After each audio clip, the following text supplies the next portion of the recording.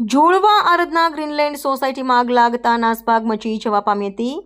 પલસાણા તાલુકાના જોડવા ગામે આવેલી આરાધના ગ્રીનલેન્ડ સોસાયટીમાં મકાન નંબર 144માં અચાનક આગ લાગતા સોસાયટીમાં ભાગદોડ મચી જવા પામી હતી। આ મકાનમાં સાડીઓ ઉપર ટીકી લગાવી એમ્બોસિંગનું કામ ચાલે છે, જેના બીજા રૂમમાં સાડીનો જથ્થો મૂકેલો હતો, જ્યાં સોમવારે બપોરના સમયે આગ લાગતા અફરાતફરી સર્જાઈ હતી। ફાયર વિભાગને જાણ કરતા Palsana PPL Palsana enviro protection લિમિટેડના 2 ફાયર ફાઇટરો ઘટના સ્થળે પહોંચી ભારે જહેમતે આગને કાબૂમાં લીધી હતી। સદનસીબે આગમાં કોઈ જાનહાનિ થઈ નથી અને આગ વધુ પ્રસરે તે ફાયરની ટીમે આગ કાબૂમાં લીધી હતી।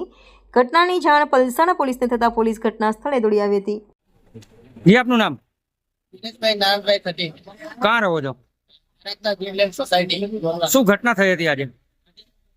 સાહેબ, બપોરના ટાઈમ પર લંચ ટાઈમ ખાવાનો ટાઈમ થયો હતો, તો પછી અમે બધા જ્યાં જમતા હતા, જમીને આ બધું પેક તો બંધ હતો દરવાજા વાળા બધી, તો જમીને હું પાછળના ભાગમાં જોયો તો આગ લાગતી।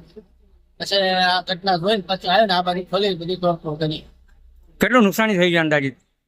તો થઈ તો 10 લાખ, અંદાજિત 8-10 8 થી 10 લાખનું નુકસાન થયેલ છે।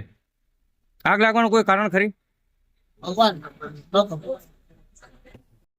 AB48 ન્યૂઝ ગુજરાત સાથે રિપોર્ટર પ્રશાંત પટેલ, બારડોલી।